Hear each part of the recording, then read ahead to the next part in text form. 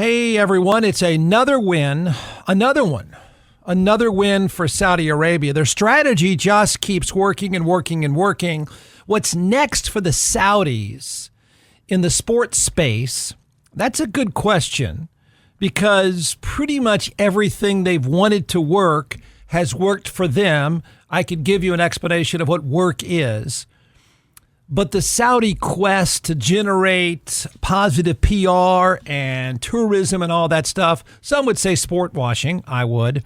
But what's next for them is a good question. I'm predicting, I think the next frontier for Saudi interest and investment, I'm predicting it's the NBA.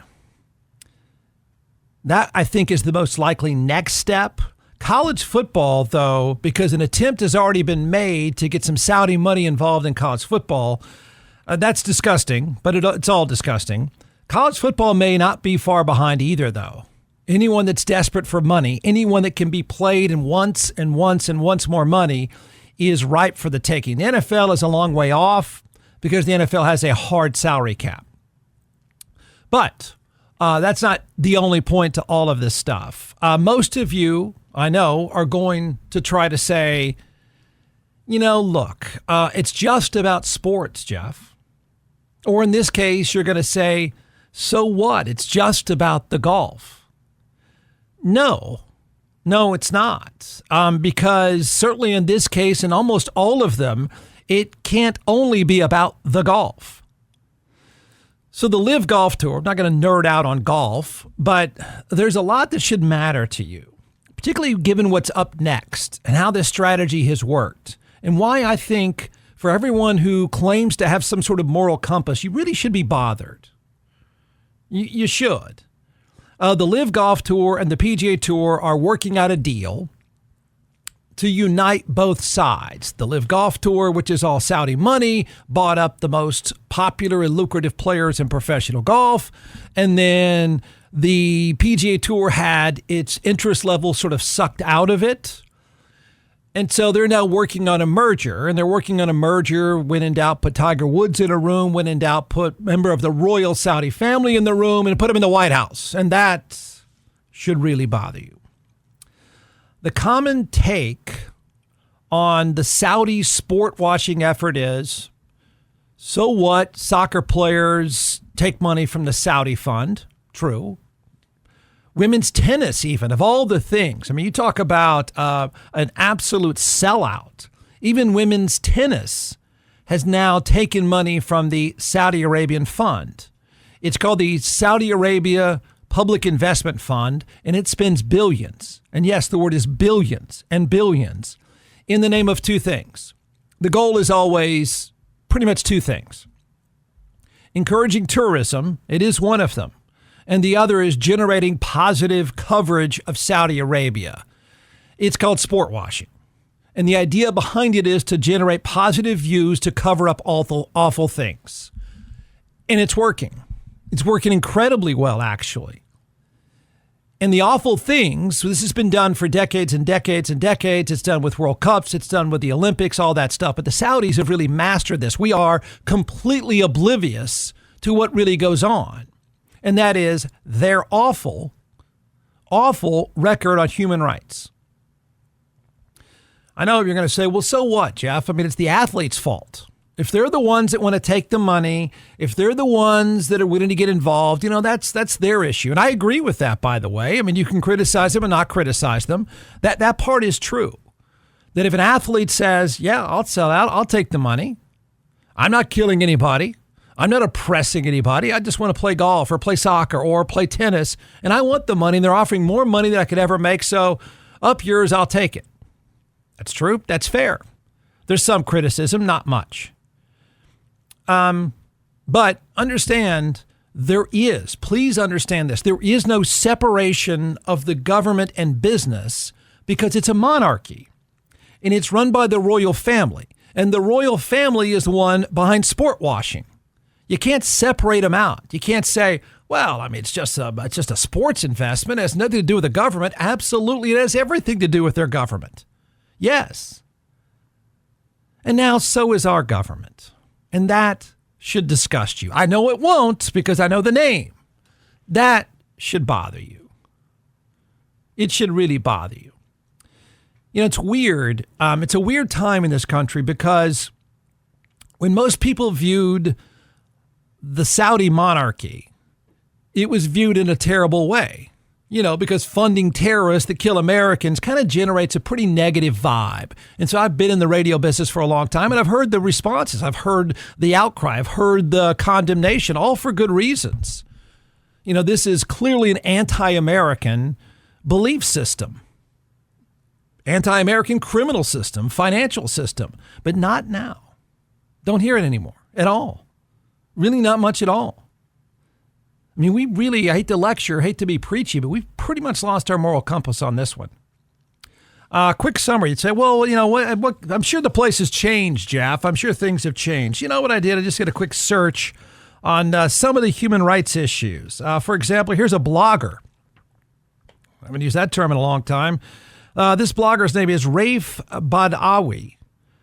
Raif gets 1,000 lashes and a 10-year prison sentence for insulting Islam and founding an online forum for political debate. He gets these every week for the next 12 years while he's in prison, by the way.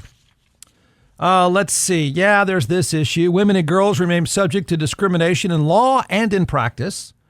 The male guardianship system was enshrined into law in 2022, and that means that women must have a male legal guardian, and they cannot choose who this is.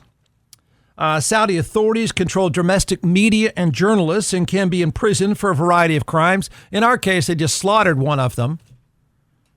Saudi journalists, including the Crown Prince, sanctioned the brutal murder of the journalist Jamal Khashoggi after he'd been critical of the government.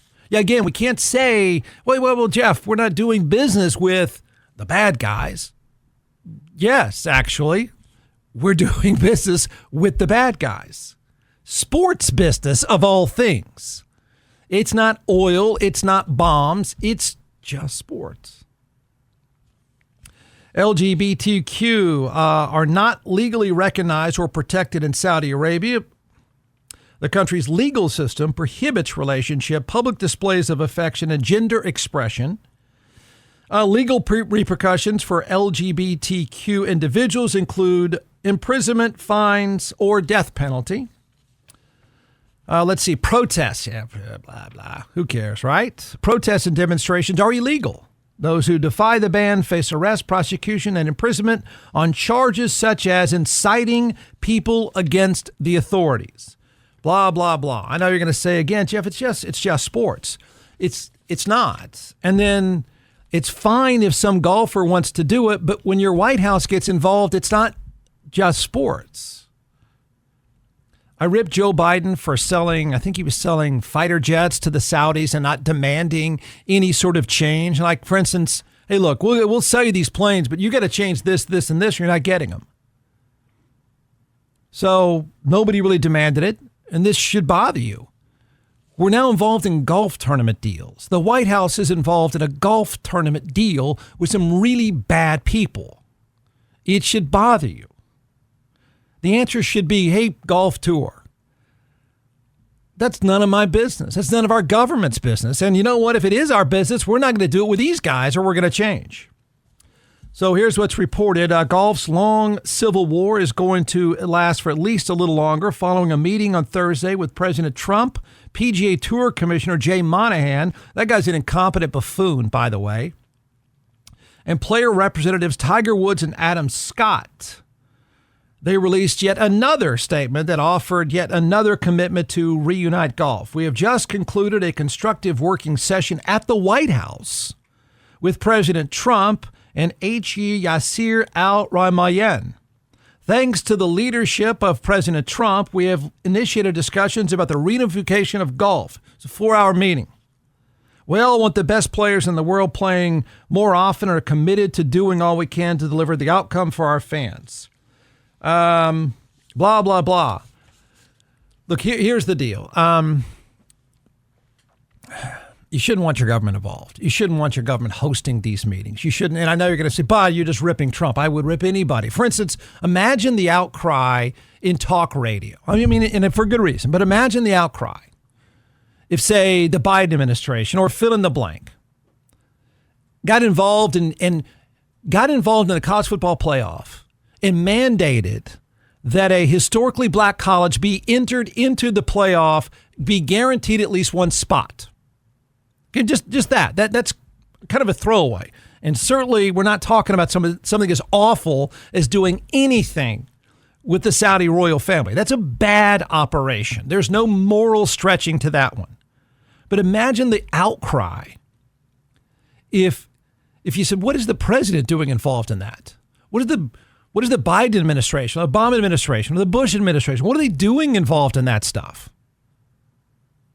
Well, guess what you got now? Getting involved in that stuff, and that stuff is now the Saudi monarchy and golf, of all things. The answer should have been no. Can't do it.